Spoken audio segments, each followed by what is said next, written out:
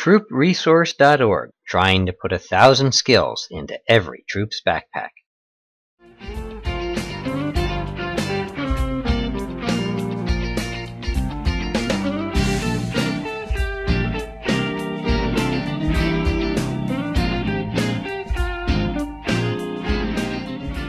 Okay, so welcome to the Troop Resource Town Hall, everybody. Tonight we are going to be talking about... Oh my gosh, sorry I'm late. I rushed over here as fast as I could. I'm ready for the cooking show, Scott. You ready for the cooking show? I'm ready for the cooking show. Let's go. This isn't the cooking show tonight. This is the ham show tonight. Ham. It's the ham radio show tonight? Ham radio, not ham cooking. Oh, God. I'm so busy at work, I'm just confused.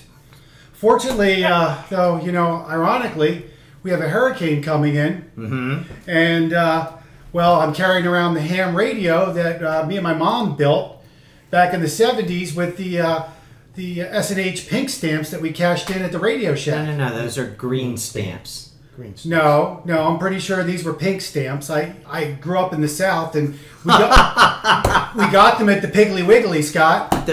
Yes. No, you get them at the Acme, and they're green stamps. No, they were the Piggly Wiggly, and Radio Shack was doing a special with the Piggly Wiggly and the pink stamps, and when you saved up enough pink stamps, you could get all the parts to make your own ham radio from Radio Shack, and so I carried around because I know in a disaster.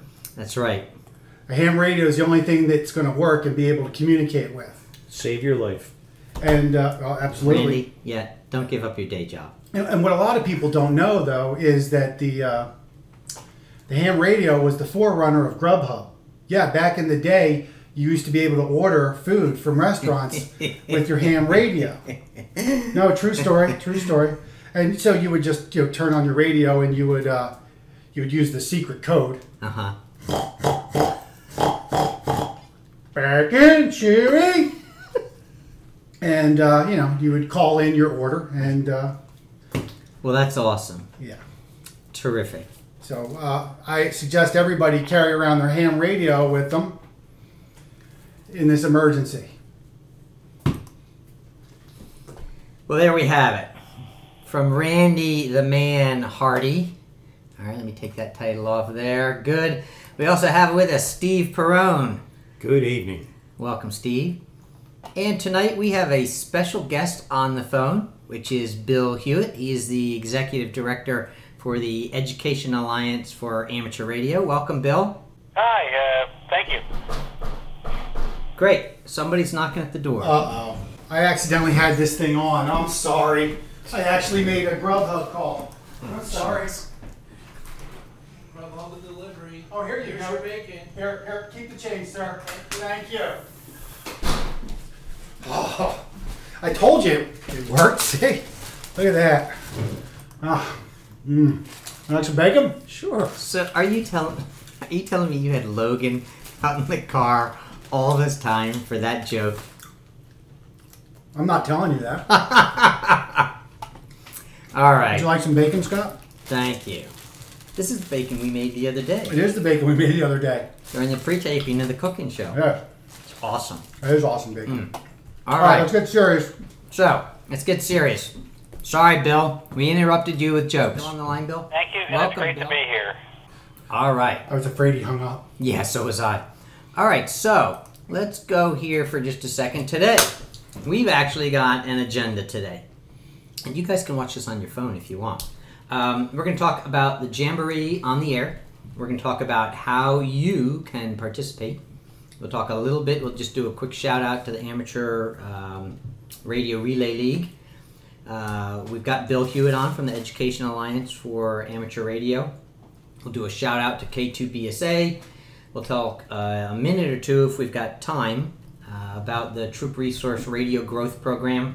We'll do a shout out to Gordon West. We'll talk about some upcoming events. And for everybody who's watching this, we will be posting this PowerPoint deck on the Troop Resource page probably this weekend. All right, so Jamboree on the air. Joda. Yeah.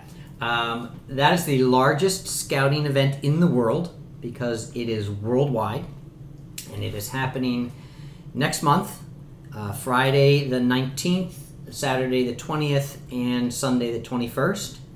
And you should go out and try, and if you're interested in talking to somebody across the world, go out and find a local group. We'll talk about 2 groups that we have here in the Philadelphia area.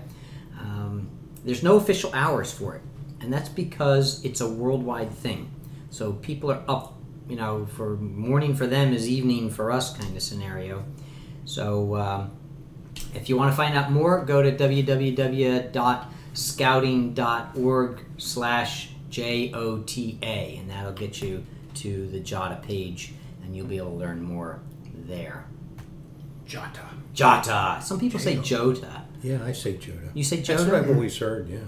All right, I could be pronouncing it wrong. It's one of those things, you read it and you pronounce it. So, on is ah rather than own. Now, Jamboree, own the air. you guys know me. Bill, you don't know me. I'm actually going to ask a serious question.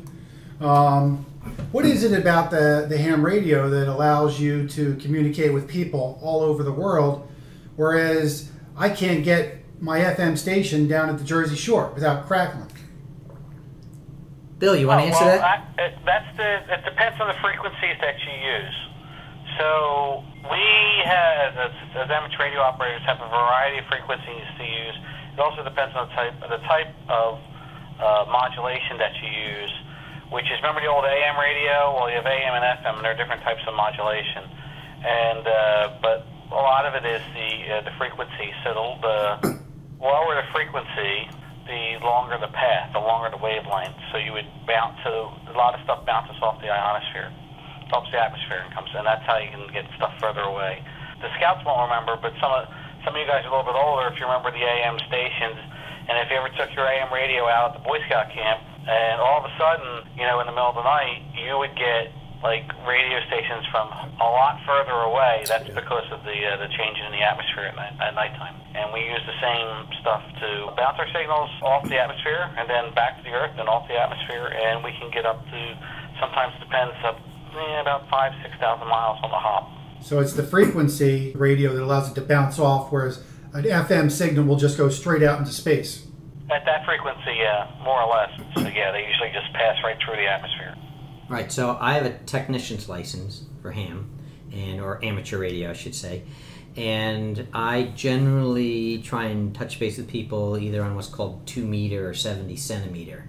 And those waves are very short, and so they will not go very far. I can go 3-4 miles before I need to up my wattage in order to go further or to hit a repeater or something like that. But those waves are really rarely going to bounce off the ionosphere. But then when you go to 10 meters and 20 meters and 40 meters and 80 meters, those are really long waves, and they'll tend to bounce off the ionosphere and around the world. You can actually hear yourself if you have it.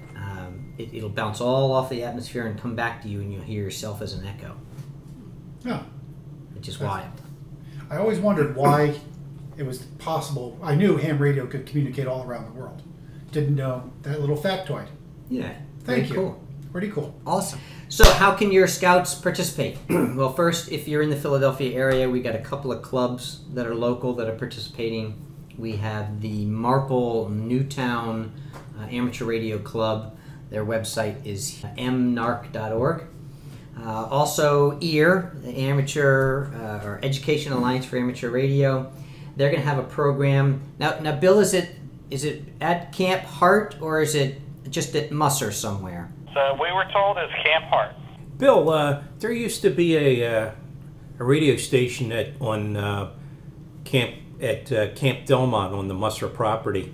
I believe it was K3 BSA, Sparks Lodge. Do you know if that's still running? I know a little bit about Spark Lodge. They were trying to get people to be more involved in it, but a lot of it has gone defunct with several of the people. There's only I'm only aware of one person who's actually still trying to operate with Spark Lodge. The difference with us is with here is we're mobile. So while Spark Lodge, you always had to go to Hart or Delmont. So you always had to go to them, and with us, we come to you. So that's a big difference with that. As a matter of fact, EAR is the group that came down to Springfield when we had the 2 radio weekends and took all of our scouts through the radio merit badge. And they come down with this beautiful, big, military-style trailer with all this equipment in it and a 40-foot antenna.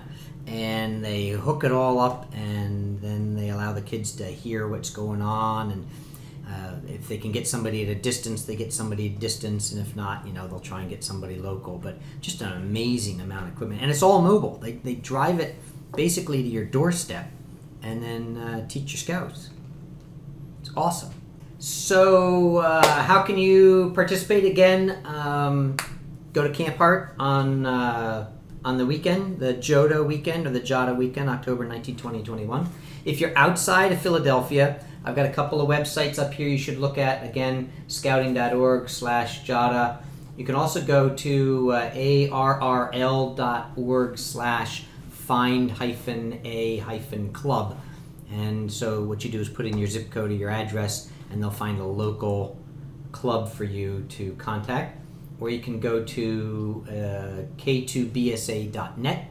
That's another one you can go to. They got a lot of information there. We'll do a quick shout out or an explanation of what ARRL is.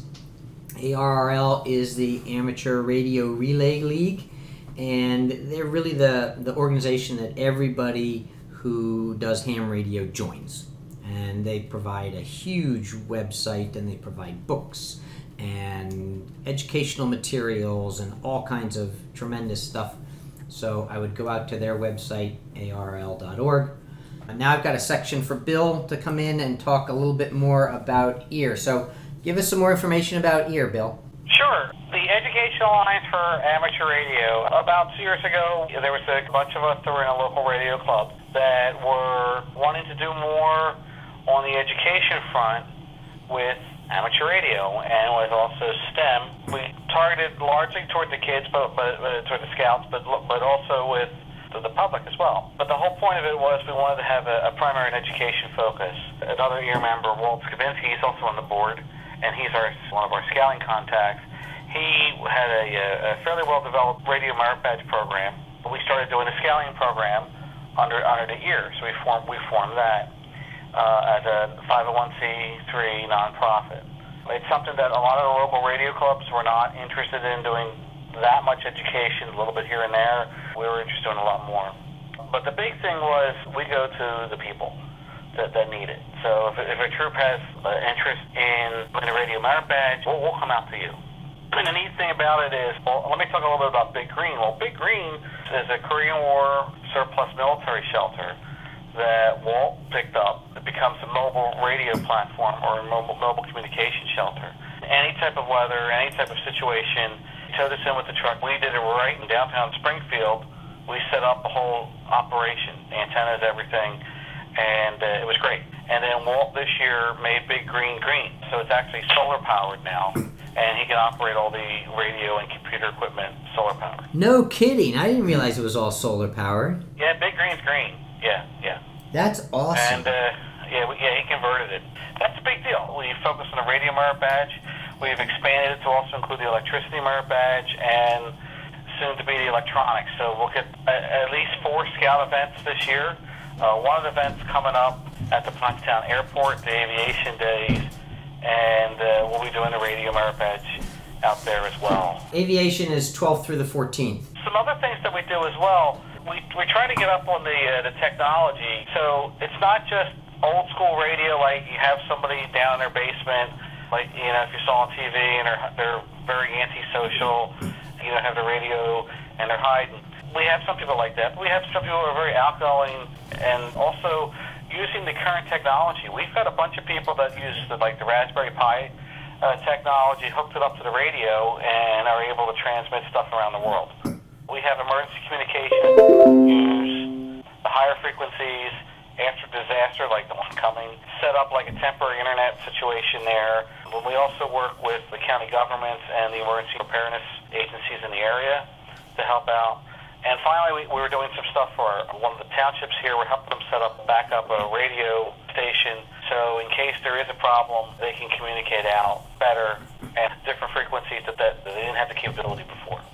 So we do a lot. We're always looking for ideas, and we're always looking for people who are interested to help out. Fantastic. Now, when you say that you'll go out to the particular troops, that's basically in the tri-state area of eastern Pennsylvania, New Jersey, and Delaware, correct? We went to yours. We had another one there's somewhat local. And that's not just the Boy Scouts. We also handle the wireless technology patch for the Girl Scouts. And as far as I know, we're the only people that do that. That was a very good program. Just luck that while they were on the radio, they were communicating with someone who was on the beach in one of these tropical islands who happened to be a Girl Scout. So it was the Girl Scouts talking to an older person who was a Girl Scout. That really makes it more interesting. Bill, are there any Boy Scout 2 Deep leadership that applies when you're talking with thanks youth? for bringing that up. We are all certified in the Scouts, their training program as well for leadership for 2 Deep. We watch that religiously, and I use that word correctly. We also have all of The clearances. the Pennsylvania Act. All of us, we have to have that. Right. That's part of the requirements on being on the board. Well, speaking of which, you should know that there's a new youth protection program this year that the Scouts BSA has put out. And so if you've been certified in the last 3 years and you're sort of living off that previous certification, you need to get recertified in the next month or two. Yeah, October 31st is the new deadline for a youth protection, YPT 2. I've got 2 people texting me in my group. They've already taken it, so yeah, we're covered. Great. Thank you for letting us know. Good. Awesome. So we'll make sure the rest of us do it. So, thanks, Bill. And what we're going to do now is do a quick shout out about K2 BSA. And they are an amateur radio association that's dedicated to extending the reach of radio within the Scout movement. So if you're interested in them, they've got a really nice website out there called k2bsa.net, and I would highly recommend you go out there and take a look at them. Troop Resource. All right, we got a radio growth program that we're trying to get started. And the idea there is that we want to create an appealing and an engaging trajectory for Scouts to earn the Radio Merit Badge and then move on to get their technician's license. And there's a lot of obstacles that you have to go through as far as that's concerned, because I mean, we ran a dozen Scouts through our Radio Merit Badge, and none of them has gone on for their technician's license. And part of that's because of the equipment, but the equipment prices have come down. They're about $35 now for a Baofeng radio. But the big deal there is taking the test. At least in my mind, there's this gap between earning the badge and taking the test that we really need to entice the Scouts to get excited about radio. And it's hard to get excited when you can't use it, right? You don't have a technician's license. So we've been hashing back all these ideas. Do we get them all on CBs for a while? Well, that's great, but a CB only goes 1 to 2 miles, so you're really stuck with just the members of your troop. Do we get them on Family Radio System or FRS? That again only goes a mile or 2. Now what we're really thinking was get them all on what's called GMRS, which is frequencies that can use repeaters, which means then you could talk on this system and be talking to someone out in Pennsylvania or Australia or whatever, you know, as long as you've got the repeaters all chained together. The difficulty there is that it's a $70 license, and not all these parents are going to go out and buy their kids' equipment and then pay for a $70 license and think, are they really going to use it? That's right. Exactly. Are they really going to use it? By the way, there's William Stern who has texted in, and he's texted in that you can find all sorts of resources for JOTA and RMB on the K2 BSA site as well. Oh, awesome. So I just wanted to, since we're a few technical difficulties, I wanted to acknowledge that. Yeah, for all of you who are out there at the moment, you're seeing slides just a moment because we've lost our cameras. So we got big question marks that end up out there. So I think we've been shut down by the FCC. Yeah. Anyway, so I've got some ideas about how to bridge that gap, and so we're thinking about trying to partner with some people, maybe get some grants where people would fund us for going down and talking to people at the FCC. I think we could change a lot just by adding a sentence or two to Part 97 of the FCC code on radio operation, so that youth groups could have 10 or more family members use GMRS, so that we could buy one license for the troop and then have up to 10 kids be operating on that. And then we could set up repeaters so they could actually talk. And I think that's the magic that's missing, because you get the radio badge and then what? You can't do anything. So if anybody out there has got ideas about that, or would like to partner up with us or invest in us going down to Washington, we'd love to hear from you. You can touch base with me at scott@troopresource.org, and we'll get that moving. All right, another shout out here to Gordon West. We've got Troop Resource members who are Gordon West certified. He's the guy who's written all of these fantastic books. He wrote the book that I used to earn my technician's license. I'm studying his book now to earn my general license. Great group. They're out in California, and I'd settle for my lieutenant license. Exactly. So more information you can find there at the GordonWestRadioschool.com. They also are known as the W5YI group, so I highly recommend you go out there and check them out as well. We've got some upcoming events. We've got, in the Philadelphia area, we've got the Gloucester County 40th Ham Fest, which is coming up this Sunday. That's in Gloucester County, New Jersey, just across the Delaware Memorial Bridge. And you can find more information by going out to the website that I've got listed here. It's in Mullica Hill, New Jersey. A shout out to the Marple Newtown Amateur Radio Club's next meeting, which is out on October 4th. It's the first Thursday of every month, September through June. And they're out in Newtown Square. And as Bill had mentioned earlier, we've got the Scouts BSA Aviation Camporee Friday through Sunday, October 12th through the 14th. That's going to be out at the Heritage Field in Pottstown, PA. And you can go find more information at heritagefield.org, or, oh, that's spelled wrong. It should be colebsa.doublenot.com/event in the event. Again, I'll post these slides out on our webpage by this weekend. So we have pretty much reached our bewitching hour. So I'd like to say thank you to Bill from EAR for being part of the show tonight. And I'd like to thank Randy, even though he doesn't know that they're really green stamps. They're pink stamps at Piggly Wiggly, I'm telling you. S&H pink stamps. Thanks again to Steve Perrone for always joining us and adding some sanity to our show. Thanks, Scott. May the bacon be with you. May the bacon be with you. All right, everybody. Thank you. Have a good night. Good night, everyone. Good night, everyone. TroopResource.org, trying to put 1,000 skills into every troop's backpack.